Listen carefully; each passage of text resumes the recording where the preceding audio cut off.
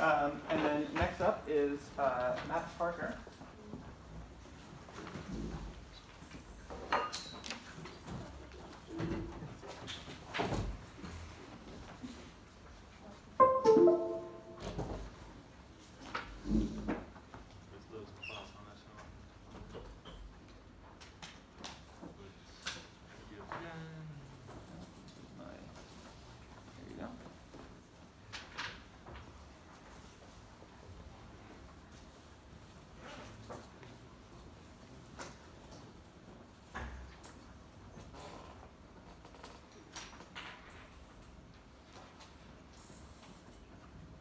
Control L should do it, or full screen.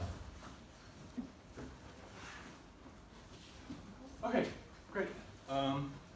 So thank you, Jim, and thanks to the organizers. I just want to mention that some of this research was done at Western as part of the New Directions in Philosophy of Cosmology project supported by the Teacup Foundation. Oh, and you may notice the title has changed slightly, but I've kept the old title as a subtitle. Okay, so, right, so John Norton, in a recent paper that just came out in print this year, argues that the right way to reason about evidence in cosmology, in particular in an infinite multiverse, is using what he calls the infinite lottery logic. It's the same inductive logic that he thinks is correct for a fair infinite lottery. And this infinite lottery logic is a very weak logic that does not satisfy the axioms of probability. In fact, it doesn't even satisfy finite additivity. And on this infinite lottery logic, meaningful predictions are all but impossible. And I'll explain a little bit why. But what I'm going to do here is I'm going to argue first that the infinite lottery logic cannot be the right logic for cosmological predictions. I think John is wrong about this. And more broadly, I'm going to just timidly suggest that perhaps to make cosmological predictions, we should be thinking more about local chance processes rather than questions of self-locating uncertainty among all the observers across the multiverse. So here's the background. Here's how John gets to his conclusions. So first we have discussions among cosmologists. Here's just kind of in broad strokes how the dialectic goes in cosmology.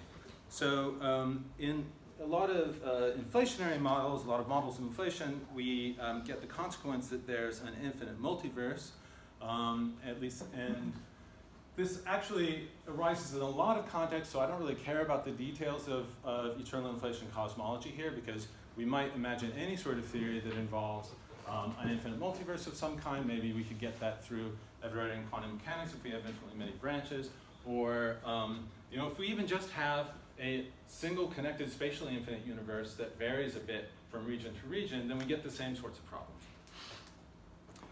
In a multiverse like this, nearly anything that you can imagine is going to be observed by someone somewhere.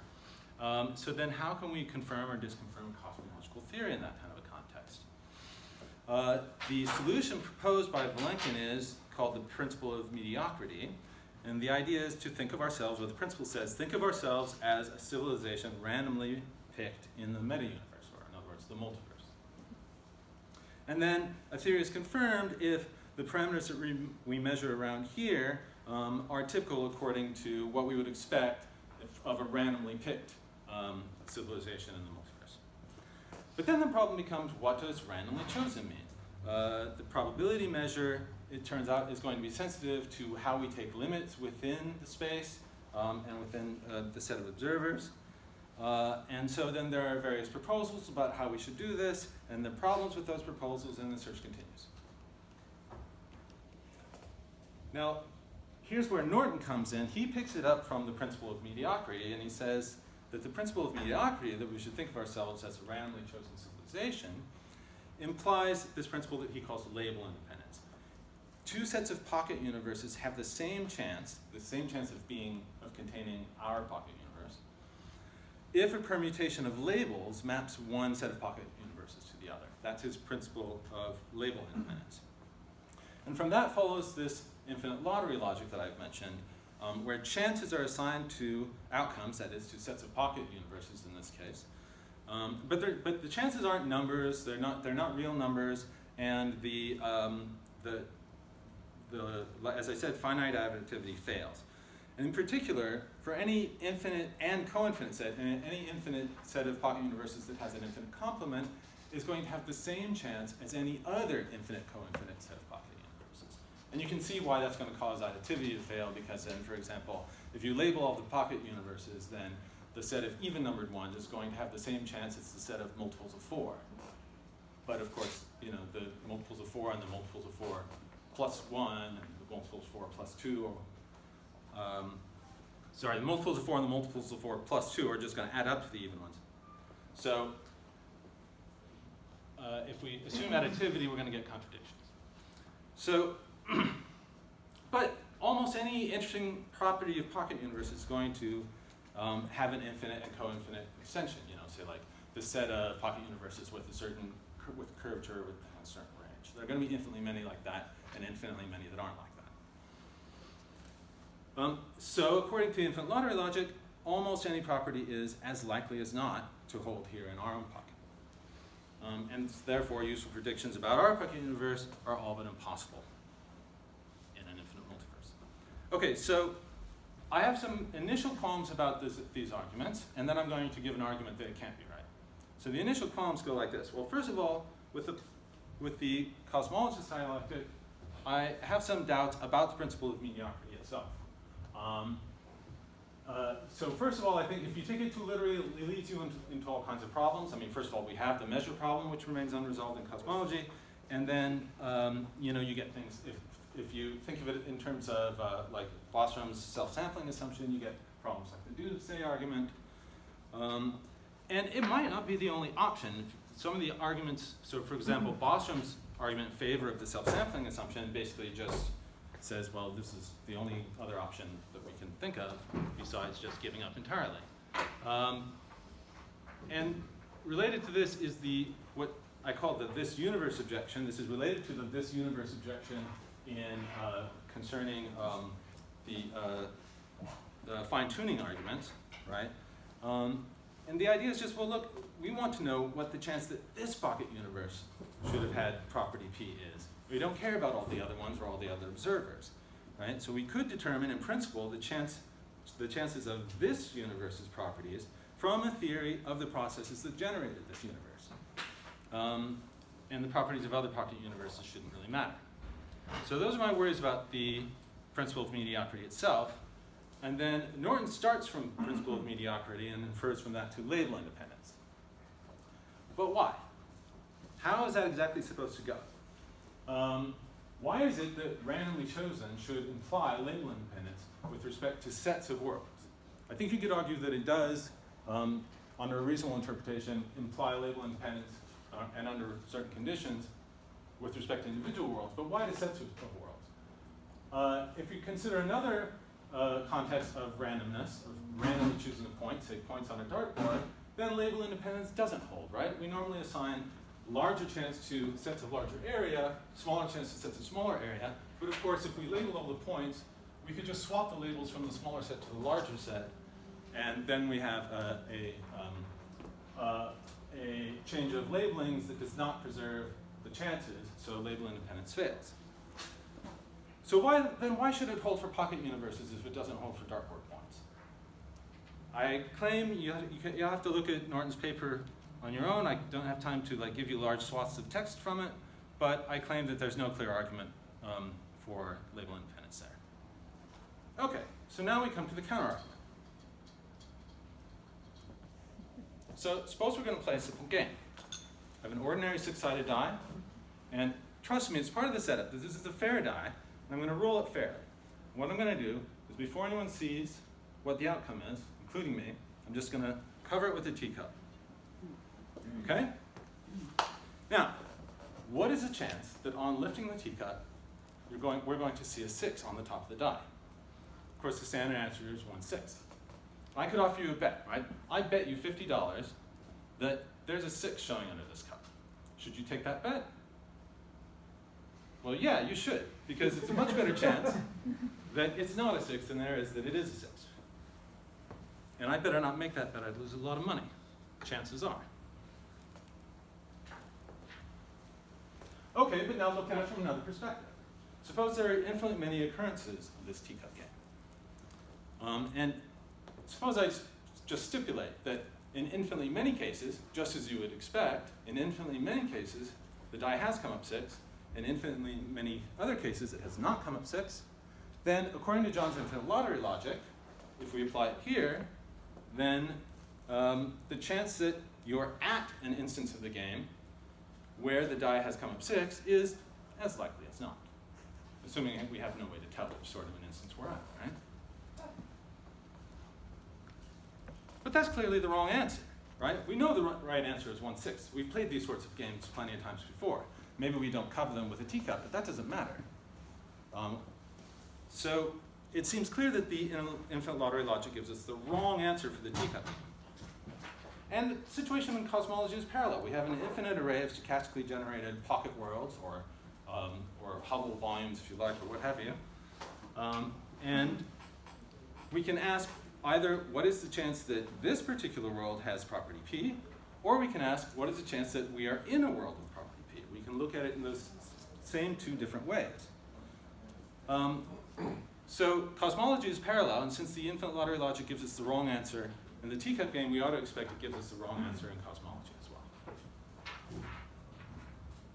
So that's my argument that the infinite lottery logic cannot be the right logic for inference in cosmology.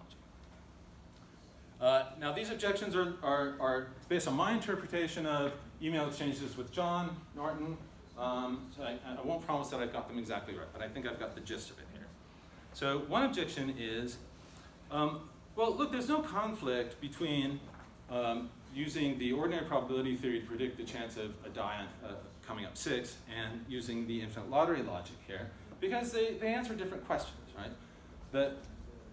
The conditional chance that you will see a 6 given that you are at this instance of the teacup game is just the ordinary probabilistic prediction, right? It's 1/6. But the unconditional chance that you will see a 6 is going to involve some combination of the chances in the individual cases and the infinite lottery logic applied to self-location, and we're not sure exactly how to do that yet. Maybe the result will be the unconditional chance of observing a 6 will be as likely as not. Maybe it'll be 1/6. Maybe it'll be something else. Maybe it'll be indeterminate. We have to work that out. Using the material theory of induction, working from the ground up of the facts of the case. That's John's point of view. But either way, there's no contradiction here. So my replies to that are, first of all, well, look, the local chances and the infinite lottery logic do seem to answer the same question. What is the chance I will see a 6 when I lift the cup? Right? After all, this die, in this instance, came up 6 if and only if I am at an instance where the die came up 6. The two statements are logically equivalent. So I think we do get two different answers to the same question between ordinary probability theory and infinite lottery logic. The second objection is, if this objection against the teacup game argument stands, then it ought to be an objection as well against the argument that we can't make predictions in cosmology. Because after all, right, if in this case we can use the conditional probability applied to this instance to predict the outcome of the die roll in the usual way, then we ought to in principle be able to make predictions for this universe without worrying about self-location and other observers and things like that, conditional on being in this universe. Thank you. Objection 2. Well, this is just non-conglomerability, so what? That's objection 2. So in each instance of the teacup game, the chance that the die comes up 6 is 1/6. This is, again, this is my interpretation of John's objection. The unconditional chance of seeing a 6 may be something else or indeterminate or whatever, it's not clear. But at worst, what we have here is a case of non-conglomerability. That is, bounds on the conditional chances of exhaustive and disjoint events do not imply bounds on the unconditional chance. Okay? That is to say, we have 1/6 in each individual case, but that doesn't mean it's 1/6 that may not mean that it's 1/6 in the unconditional case. But non-conglomerability happens all the time in fair infinite lottery situations, so what? What's the big deal? Get used to it. My reply to that is that's not the point. That's really kind of missing the point. The point is this. We have an infinite array of stochastically generated die outcomes. If we imagine the outcomes fixed and just apply the infinite lottery logic, we get the wrong answer. The right answer is 1/6. ILL says it's as likely as not, which is not the same as 50%. It's just as likely as not. So the same ought to apply in cosmology. We have an infinite array of stochastically generated pocket worlds. If we imagine their properties fixed and just apply the infinite lottery logic, we'll get the wrong answer.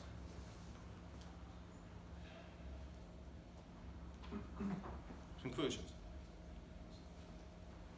Well, okay, so the principle of mediocrity, I think, is potentially misleading and not clearly necessary to make predictions in cosmology. The inference from the principle of mediocrity to label independence, the inference that John draws, also isn't clearly valid. The Teacup game argument, I claim, shows that the infinite lottery logic is not the right logic for predicting local stochastic processes. And objections to the Teacup game argument ought to apply likewise to cosmology and thus undermine Norton's argument that prediction is all but impossible there.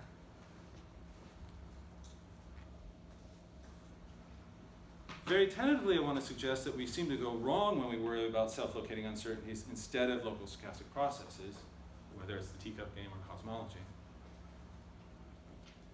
And in any case, I want to conclude fairly confidently that there is still hope for prediction in an infinite multiverse. Now, who wants to bet? It's a 4.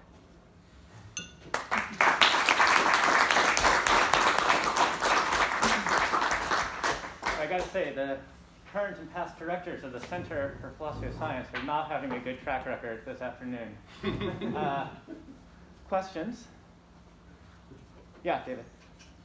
It's a comment that really, I think it's an important framework. I mean, I think a nice aspect of doing it this way is it looks like the processes that are generating our actual plausible multiverses seem to be of this character.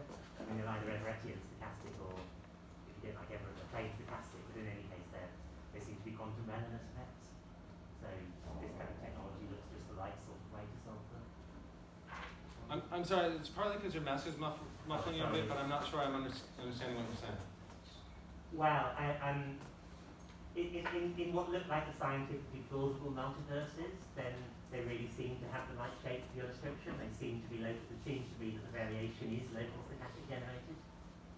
I think the weaker version of your conclusion might be, well, some of these arguments that we won't be able to have a good logic are failing.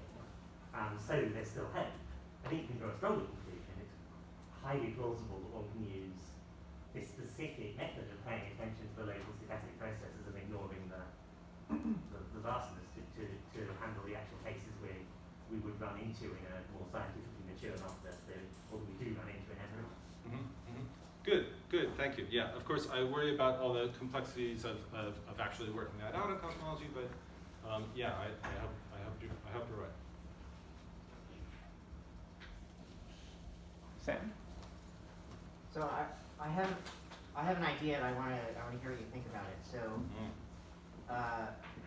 maybe one way of describing what's going on. Should I take this off? No, it's fine. I can understand.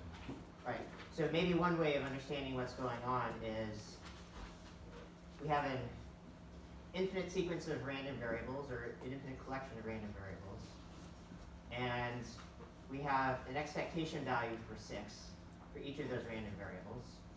And one of the things that we're interested in doing is we're interested in partial sums that gather up more and more and more of those random variables and average them together and see if the expectation value is changing at all. One of the nice things about the Teacup game is that every damn random variable is the same. It's IID, right? Yeah. And so no matter how you sum the variables, no matter what order you sum them in, you're always going to get the same answer. That seems like it's supporting that if you take the limiting value of the expectation value of the partial sums, you always get the thing that exactly you say. I wonder though, like, if you have more complex situations where the random variables are not IID, whether the same thing is going to happen. And I wonder, therefore, whether or not, like, the scientifically interesting cases involving the cosmological models are situations, after all, where the pocket universes are substantially different in their properties, right? And so there is a question about how we amalgamate these partial sums such that different summing orders will give us different answers for things. Yeah. That's not necessarily saying that John Norton is right about how you should understand these sorts of situations, but it might mean that your solution might only take us so far. Mm-hmm. But I may be also misunderstanding the thrust of the argument you were making, so I was hoping I could get your reaction to that. Okay, yeah. Yeah, I don't think that's a big problem. Okay, so first of all, to back up a little bit, the issue about that the expectation value might vary if you have different expectation values for each individual process, and the limiting expectation might depend on the order in which you count them. That's already reflected in these counting arguments that cosmologists give and that John jumps on, that even with the Teacup game, for example, if we roll a bunch of different die and count the outcomes, then the limiting relative frequency is going to depend on the order in which we count the outcomes, right? And so part of what I'm saying here is not every order of counting is equally valid, right? Can I just add a clarification? This is why I said that we're summing the expectation Yes. values, not the outcomes. Right. Because Okay. it avoids exactly that issue. Yeah, okay. And then I think that all we would really have to do is sort of broaden the experiment. We might have an experiment where, for example, first we roll a 20-sided die to choose the type of the universe, or in effect the expectation value for that local process, and then we roll the according, size die to find the value of the property that we're looking for. In the end, you still just get sort of second-order expectation values that you could take a uniform limit on. So I don't think that worrying about different types of processes with different expectation values is really going to cause a big problem. Yeah, I mean, if there's a temporal ordering, I agree with you. I'm worried about cases where there's not an obvious ordering, like branching.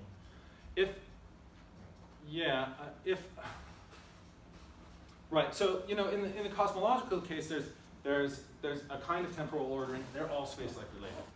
So there is no temporal ordering, right? So, but then even if we're just adding up the expectation values, if we suppose the expectation values are themselves generated randomly, then pretty much any way of haphazardly counting them ought to give you the same limiting relative frequency, except in rare cases, right? When you just accidentally count it in a fluke bad way. And of course, if I were to peek under the cup and see what the expectation values are, then I could count them in a funky way that makes the limiting case come out weird. But I think that if we count in a way that's causally disconnected from the actual expectation values, then we're almost always going to get the same limit. I think that works. There you go. That's thinking out loud for you. Yeah, sorry. I'm not super familiar with the literature of the problem, but I just wanted to ask if there is an analogy with another part of physics where we find divergent expectation values and we know how to deal with them, which is inner normalization. And usually, you take some sort of process and you make comparisons. You say, this is the amplitude x for this something to happen. Yes, it diverges, but I'm not going to care about that. I care that my amplitude is 5 times that, or something like that. And could you do some of these renormalizations that wouldn't, then there's the worry about scheme dependence and of renormalizing, and would that amount to something like you're doing? You can also implement locality, saying, if I only have, I'm only looking at one variable that has 2 settings, and the rest of the universe, yes, there's an infinite volume for all the other possible outcomes that happens with the rest of the universe, but I'm going to quotient these two possible outcomes from these two. Just think of these as hypersurfaces or volumes in space, and we're just caring about this very low dimensional one, so that these infinities cancel out in a way that doesn't depend on how you do the calculation. Is there an analogy to between these processes in normalization? I'm really not sure. I haven't thought about that. Maybe we should talk about that more. Yeah, sorry, I can't say much more about that. Other questions for Matt?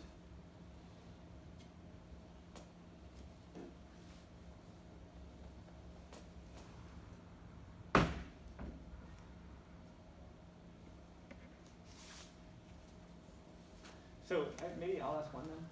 Yeah. So there's, I understood you to be making a primarily negative argument. What John does can't be right, because if it were right, it would be the right thing here too, and it's not the right thing here. Yeah, and let me just add that you know, it's not specific to this little game, right? Because any chance process that, you know, any sort of, you know, games of chance that we play, or any use of probability in the ordinary world that we use, we could always just recast it as a question of where in the multiverse are we, or at which instance are we at, and then if the infinite lottery logic applies there, then it just undermines all use of probability theory. Right. And so what I'm hearing though in some of the questions, and I didn't hear you pushing back, was a suggestion that maybe the way we do think about the die example should be how we think about probabilities in the multiverse as well. And I'm curious, first of all, if you endorse that sort of more positive direction, but also too. Yeah, that's what I'm trying to say here. Right? We should, in other words, what I'm timidly saying is that in cosmology, we should be thinking about the local stochastic processes, not measures over observers across the multiverse. Got it. Okay. So yeah, I do endorse that. Tentatively. Now, do you think that all of the scientifically interesting claims about probability in multiverse cosmology can be restated in that context? At least I think that all questions of the form, you know, what should we expect to see in our own local pocket universe? What should we expect to see given that this pocket universe, you know, contains observers? Those kinds of questions can be, I think that all of those can be recast in terms of local processes, not, you know, which observer are we? And I worry a little bit that there might be some worries, you know, about applications of anthropic principles to sort of explain why we observe certain values that we do. Might depend explicitly on self-locating uncertainty among observers, but I'm suspicious that we can actually just recast them in terms of the objective chances in local stochastic processes, conditional on this universe containing observers. Right, so kind of, so the presence of observers does alter the results, the predictive results, but it doesn't have to go through this filter of thinking of ourselves as randomly selected in the multiverse. We can just think about this universe. You know, it might have gone this way, it might have gone that way. What are the chances it would have gone this way? Well, given that it ended up containing observers, what are the chances that it might have gone this way or this way? And I think that can give us, in principle, sufficient predictions that we can confirm or disconfirm a cosmological theory, assuming the theory is specific enough to make those kinds of predictions. Mm-hmm. I think David has another. Yeah, Dave. Just to pick up briefly on that, I thought the quick argument for why it's plausible would be something like the mechanism that seems to be discussed for these kind of cosmological multiverses is I've got internal inflation and then I've got vacuum collapses of various kinds there, and then those collapses are going to be quantum mechanical processes. So they're going to inherit their local specificity from whatever your preferred understanding of quantum probabilities are. Mm-hmm. I mean, that's far from a watertight argument, but because all of this is fairly effective level as far as physics is concerned, but insofar as you can read anything off the physics, I think it seems to be that sort of mechanism. Yeah, exactly. The chances ought to come from quantum mechanics. And maybe those are self-locating chances in the end, if you believe, Stevens and Carroll. But nonetheless, they are specified. And they're much better. Yeah, I mean, those are very well behaved. Yeah. If you want to think of them self-negating, I'm not sure that's the best way to do it. But if you do, they're very well behaved self-negating. That's right. That's right. Cool. So I think, in fact, that we are now past time. So let's thank Matt again.